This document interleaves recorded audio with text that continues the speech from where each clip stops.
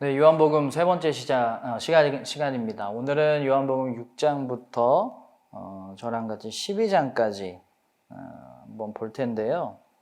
요한복음 6장을 보면 오병이어 사건 다들 아시죠? 오병이어 사건으로 시작됩니다. 근데 요한 눈이 계속 드리지만 요한복음에서 나오는 이 표적 이야기들은 예수님이 이렇게 물고기 2마리랑 보리떡 5개로 5천 명을 먹이실 수 있는 엄청난 능력을 가지신 분이구나. 예수님의 능력에 대해서 말하려고 하는 것에서도 멈추지 않고요. 예수님은 그래서 누구인가, 어떤 분인가를 드러내고 있거든요.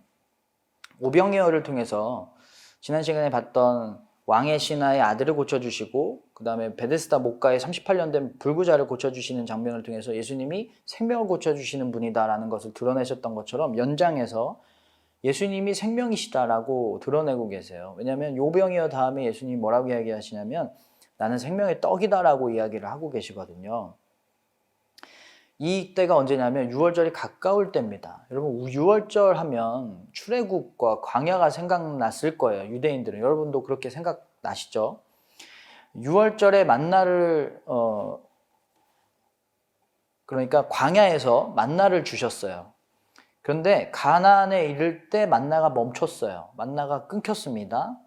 그러니까 이제 예수님께서 자신을 생명의 떡이라고 말씀하신 것은 이제 가나안의 시대가 열렸을 때 만나가 끊기고 새로운 가나안에서의 소산을 먹어야 됐던 것처럼 이제 너희가 예수님을 통해서 새로운 시대를 살게 될 텐데 이제는 생명의 떡을 예수님의 말씀을 먹어야 된다. 예수님을 먹어야 된다. 예수님의 가르침을 먹어야 된다. 라는 거예요. 그러니까 새로운 걸 먹어야 된다라는 겁니다. 예수님이 새로운 소산이다라는, 새로운 양식이다라는 겁니다. 새로운 시대가 왔으니 새로운 양식을 먹자. 가나안의 소산을 먹었던 너희의 조상들처럼. 그래서 예수님을 먹으면 영생을 얻게 된다라는 겁니다. 여기서 왜 예수님이 먹는다, 생명의 떡이라고 이렇게 설명을 하셨을까요? 이 먹는다 또는 성만찬이 믿지 않는 사람들한테 많은 오해를 불러일으켰거든요. 인육을 먹는다라는 오해도 있었어요. 근데 왜 이렇게 예수님을 자신을 먹어라라고 이야기를 하실까요? 여러분, 먹는다라는 것을 생각해 보면 예를 들어서 사자가 사슴을 먹는다, 잡아먹는다 하면 사슴이 죽어서 자신을 먹는 사자로 하여금 살게 하잖아요. 토끼가 풀을 먹는다. 풀이 죽어서 자신을 먹는 토끼를 살게 하잖아요. 그러니까 먹는다라는 것은 죽음이 포함되는 이야기고요. 생명이 포함된 이야기예요. 나를 먹으라는 것은 나의 죽음이 너희를 살게 할 것이다. 그래서 예수님이 생명의 떡이다. 우리를 영생하게 하는 생명의 떡이다라고 이야기를 하신 겁니다. 그래서 먹는다라는 의미가 예수님이 죽으시고 우리를 살리신다는 얘기예요. 그래서 예수님을 먹어라. 그래야 우리가 영생할 수 있다. 예수님이 죽으심을 우리가 믿어야 된다는 얘기예요. 그런데 예수님은 이렇게 생명의 떡으로 이런 표적을 보여주셨는데 사람들이 또 이렇게 오해를 합니다. 항상 예수님이 말씀하시거나 표적을 일으키셔서 내가 하나님의 아들이다 라고 기독론을 이렇게 설명을 하시면 사람들은 오해하는 사람들이 나옵니다. 그리고 오해하는 사람, 예수님을 영접하는 사람, 이게 점점 쌓여요. 강도도 커지고. 사람들이 예수님을 임금으로 오해했어요. 이렇게 대단한 능력이 있는 사람은 우리를 로마로부터 독립시켜줄 임금이 될 수 있다. 그래서 임금 삼으려고 합니다. 그래서 예수님이 그들과 멀어지셨죠. 산으로 가십니다. 제자들이 이제 배를 타고 가고 있는데 폭풍을 만났을 때 다시 그들에게 나타나셔서 제자들이 유령이다 라고 할 때 나다 라고 하시면서 나타나세요. 그 다음에 이제 무리를 걸으시는데 무리를 걸으시는 장면도 예수님이 무리를 걸을 수 있는 대단한 능력을 가진 분이구나 라는 것만 이야기하려고 하는 게 아닙니다. 여기서 제자들이 예수님을 보고 놀랐을 때 나다, 두려워하지 말아라 라고 이야기하시거든요. 나는 임금 될 사람이 아니라 나다. 이 말은 아마 출애굽기에 나오는 하나님이 스스로 자신을 증거하셨던 그 말씀이 생각났을 거예요. 생각나게 했을 거예요. 하나님이 모세에게 이르시되 나는 스스로 있는 자이니라. 나다라는 표현은요, 신적 표현입니다. 하나님만 하실 수 있는 표현이에요.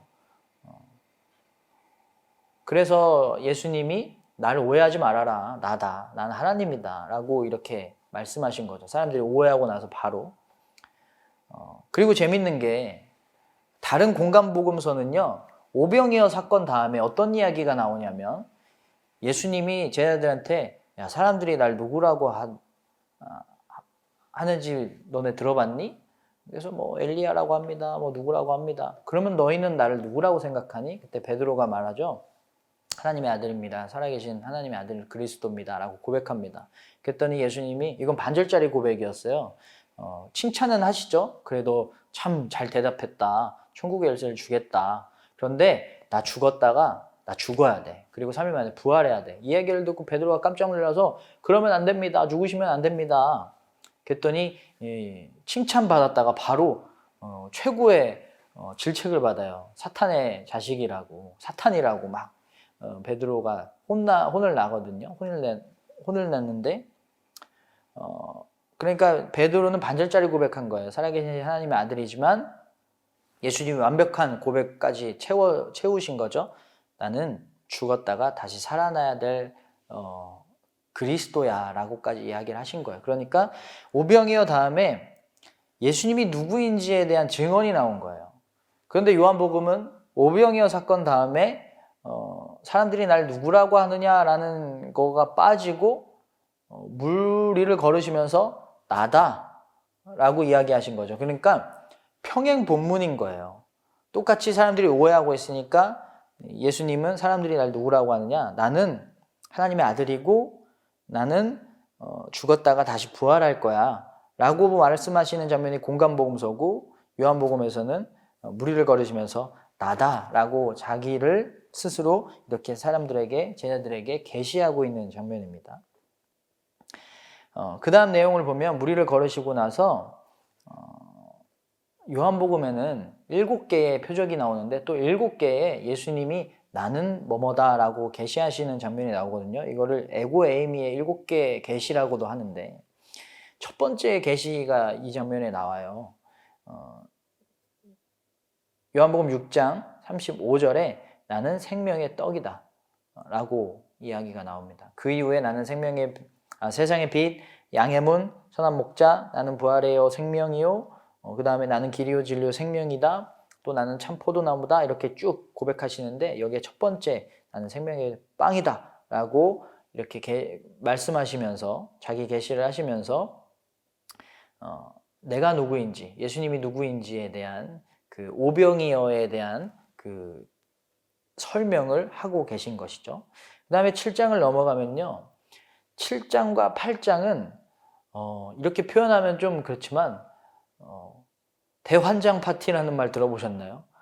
예수님이 계속해서 나는 하나님의 아들이다 라고 이야기하는데 유대인들은 그걸 못 알아들어요. 그걸 오해해요. 오해가 점점 커지고요. 그리고 예수님에 대한 미움이 점점 커집니다. 왜냐하면 신성모독을 하니까, 하나님이라고 하니까.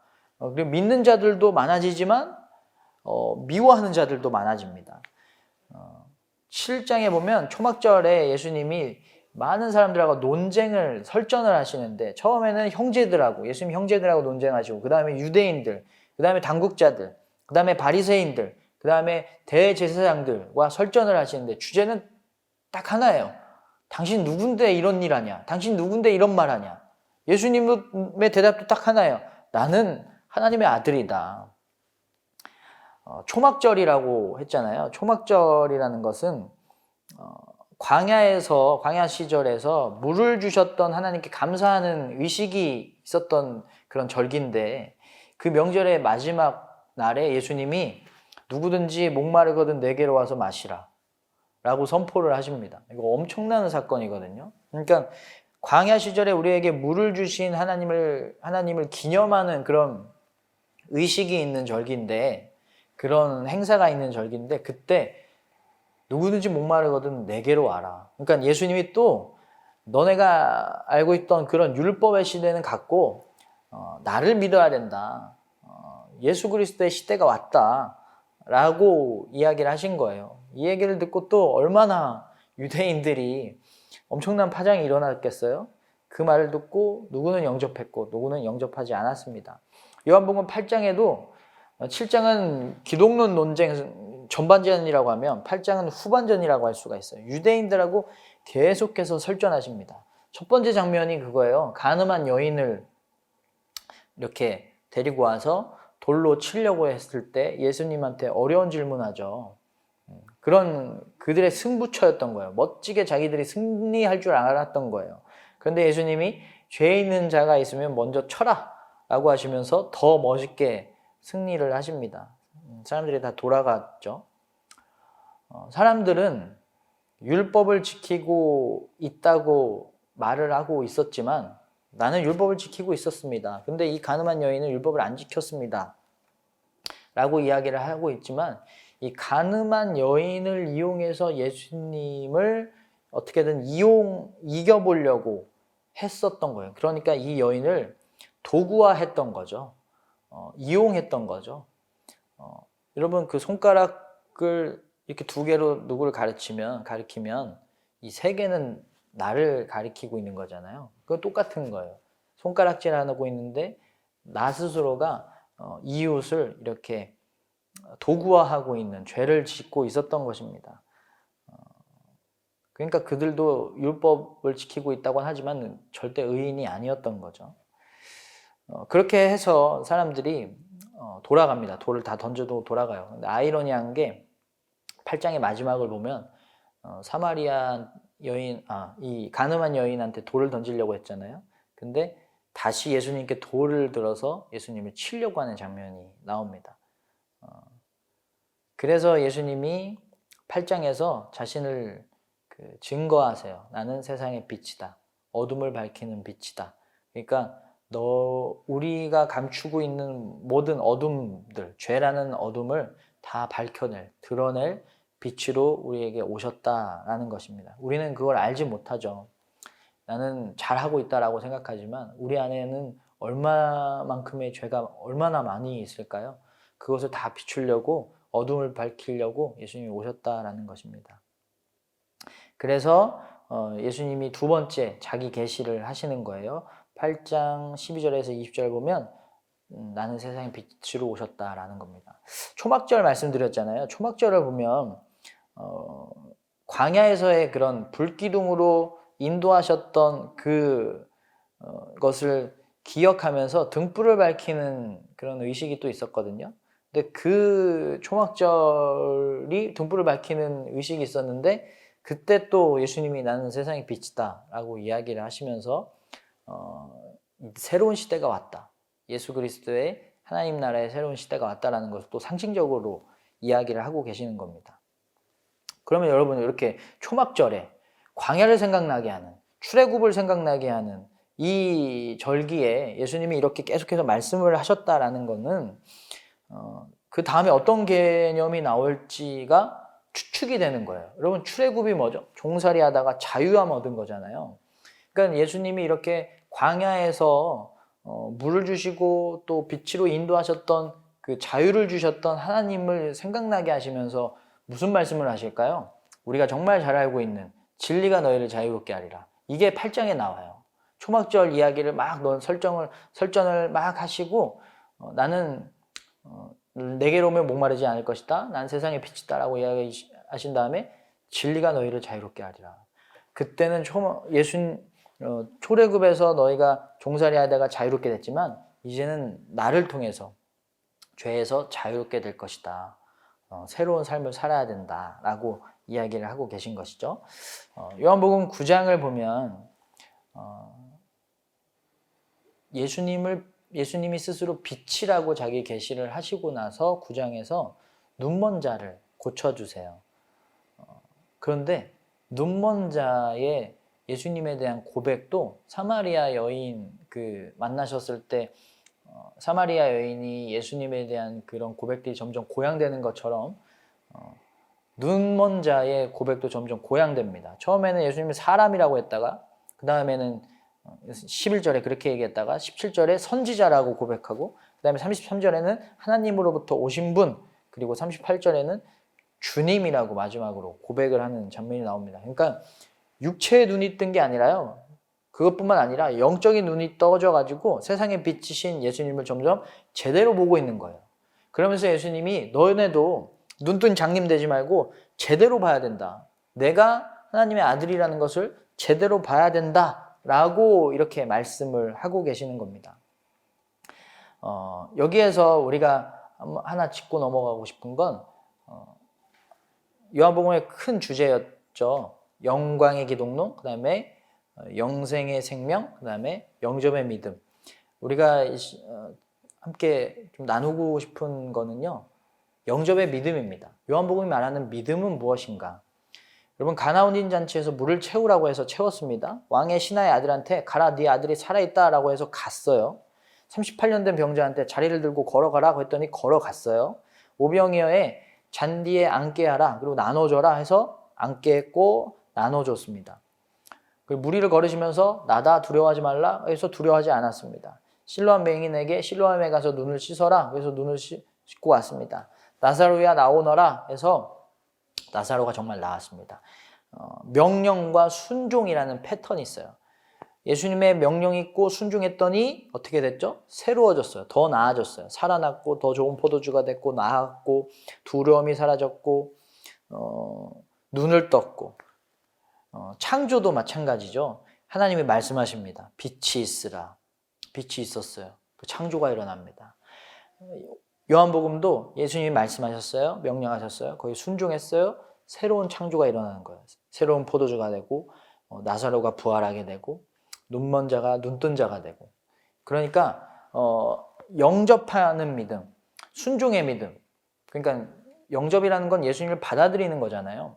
나를 비우고 예수님을 받아들여야, 순종을 하는 믿음을 가져야만 우리는 창조주 예수님께서 창조 때 말씀으로 창조하셨던 그 예수님이 새롭게 창조하시는 이 시대에 우리도 새로워질 수 있다라는 겁니다. 그 예수님을 믿어야 영광의 기독론, 영광으로 오신 예수님을 믿어야, 영접을 해야 우리가 영생을 얻을 수 있다라는 것입니다. 그래서 순종해야 된다라는 거, 이게 영접의 믿음이라고 이렇게 머리에 각인시켜 놓고 요한복음을 읽으시면서 계속 그렇게 떠올리시면 참 좋을 것 같습니다.